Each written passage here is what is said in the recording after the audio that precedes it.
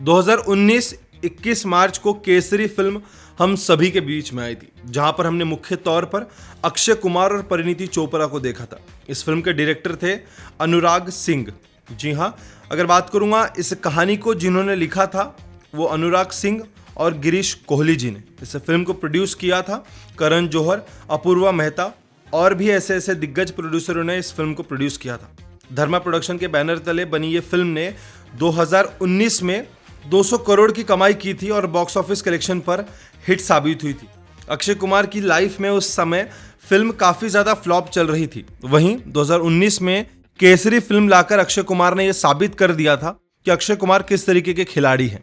बात करूंगा उस कहानी की, तो दोस्तों कहीं ना कहीं वो कहानी इतनी जबरदस्त थी, इतनी शानदार थी और हम सभी के बीच में इतना बड़ा इम्पैक्ट छोड़कर गई थी कि उस समय यह फिल्म काफी ज्यादा चर्चे पे थी। वहीं बी प्राक की आवाज भी पूरे हिंदुस्तान में गूंज रही थी। उस फिल्म के गाने इतने सुपर डुपर हिट हुए थे कि काफी लंबे टाइम तक वो यूट्यूब पर ट्रेंड कर रहे थे। और दोस्तों आप सभी को बता दूं कि 36वीं सिख रेजिमेंट के 21 सैनिकों ने लाख लोगों को नेस्तनाबूद कर दिया, कहीं ना कहीं मौत के घाट उतार दिया।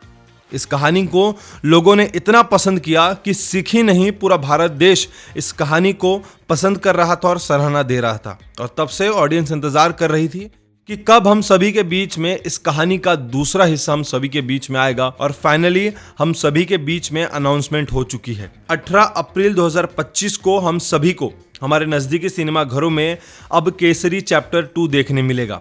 अब आप सोच रहे होंगे कि जब पहली कहानी इतने शानदार तरीके से हम सभी के बीच में आई है तो दूसरी कहानी क्या होगी। जी हाँ, the untold story of Jallianwala Bagh, मतलब पहली कहानी वहां खत्म करके 21 सिखों की कुर्बानी को हम सभी के बीच में छोड़कर वहीं अब दूसरी तौर पर एक नई कहानी लेकर आ रहे हैं। जी हाँ, जलियांवाले बाग को इस तरीके से तैयार करके हम सभी के बीच में लेकर आ रहे हैं ये मेकर्स कि भाई कहीं ना कहीं ऑडियंस इस बार फिर से हिलने वाली है।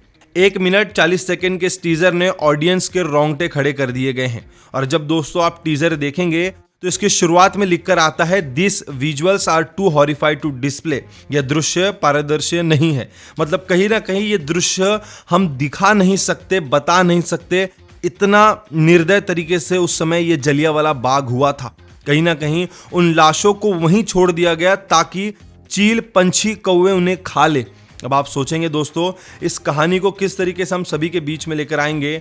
अब ये सोचने वाली बात है। करण सिंह त्यागी इस कहानी को डायरेक्ट कर रहे हैं। इस टीजर में हम देखेंगे दोस्तों कि कहीं ना कहीं कुछ ऐसे दृश्य, शुरुआत में कुछ ऐसी आवाजें, कुछ ऐसी चीखें हैं जो ऑडियंस को रोक देती है कि वो टीजर पूरा कंप्लीट करके जाए। तब आप सोचिए इस 1 मिनट 40 सेकंड के टीजर का इतना इम्पैक्ट गिरा है, तो जब पूरी 2 घंटे की फिल्म हम सभी के बीच में आएगी तो क्या इम्पैक्ट होगा।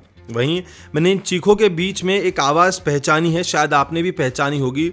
यह आवाज है अनुपम खेर की। मुख्य किरदारों पर अनन्या पांडे, आर माधवन, अक्षय कुमार के नाम सामने आए हैं। अनुपम खेर का नाम अब तक सामने नहीं आया है, लेकिन हाँ टीजर से अनुमान लगाया जा रहा है कि अनुपम खेर भी इस कहानी से जुड़ेंगे।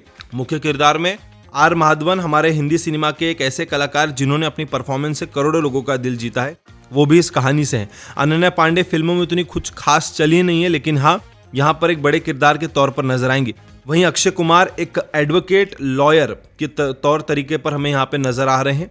टीजर की शुरुआत बहुत ही शानदार है। ये जो गाना है ओ शेरा, ये बीजीएम में डालकर जो इम्पैक्ट हम सभी के बीच में गिराया गया वो वाकई तारीफ के काबिल है। वहीं अक्षय कुमार की एक भारी आवाज में डायलॉग है फक यू, मतलब ये एक इंग्लिश वर्ड में जब फक यू कहा गया है वो इतना इम्पैक्ट छोड़ता है जिससे पता चलता है कि भाई जलियांवाले बाग इस केस को लेकर अक्षय कुमार इतनी ज़बरदस्त लड़ाई लड़ने वाले हैं, इतना कुछ सामने लाने वाले हैं इतिहास के पन्नों से बाहर निकाल के, जो आप सभी को हिला के रखने वाला है। इस 1 मिनट 40 सेकंड की टीज़र को लोग बेहद ज़्यादा पसंद कर रहे हैं।